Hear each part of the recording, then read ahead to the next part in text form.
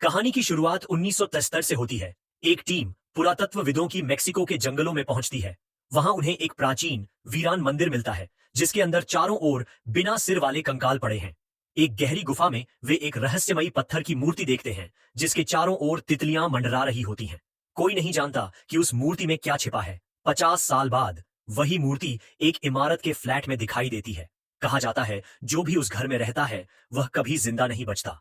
मुख्य किरदार विन्नी एक गरीब लड़की है। उसकी मां लंबे समय से बीमार थी।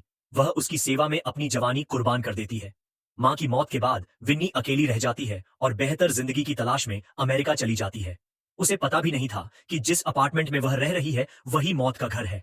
रात को वह सो ही रही थी कि उसे अपनी मरी हुई मां का सपना आता है। दोनों कुछ ही देर बात करते हैं कि अचानक कमरे के कोने में वही पत्थर की मूर्ति दिखती है और उसमें से भूतिया हाथ बाहर निकलते हैं। विन्नी चीखते हुए उठ जाती है। सौभाग्य से यह सिर्फ एक दुःस्वप्न था।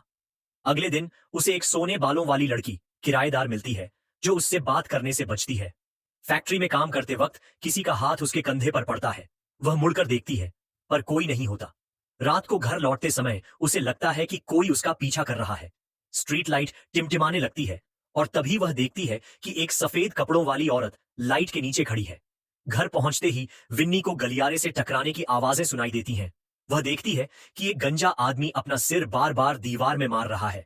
डर और बेचैनी के बीच वह घर मालकिन के कमरे में चोरी से घुसती है, जहां दीवारों पर तितलियों के नमूने लगे हैं और एक पुराना रिकॉर्ड प्लेयर रखा है।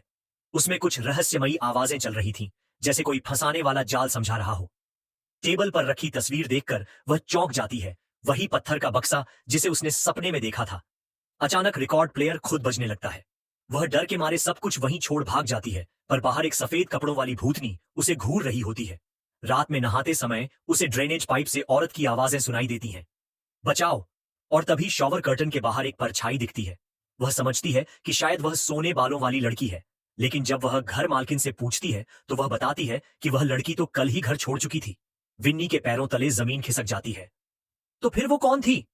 डरी हुई विन्नी दरवाजा बंद करके बिस्तर पर लेट जाती है, पर तभी एक तितली कमरे में उड़ती हुई आती है। वह सोचती है शायद फिर सपना है, लेकिन दरवाजा खुद खुल जाता है और गलियारे में वही सफेद औरत उसे देखकर भागती है, जैसे कोई उसे पीछा कर रहा हो। अचानक एक बूढ़ी औरत दरवाजे पर खड़ी होकर कहती है, come here, stop, come here. Winnie डर जाती है, लेकिन सच्चाई जानने के लिए वह नीचे के गलियारे में जाती है। वहां वह देखती है कि सोने बालों वाली लड़की फर्श पर बैठी है और मैरी नाम की औरत से मिन्नतें कर रही है, प्लीज लेट मी गो। लगातार होती डरावनी घटनाओं से विन्नी तंग आ जाती है। वह घर छोड़ने का फैसला करती है, लेकिन उसके पास कोई जगह नहीं।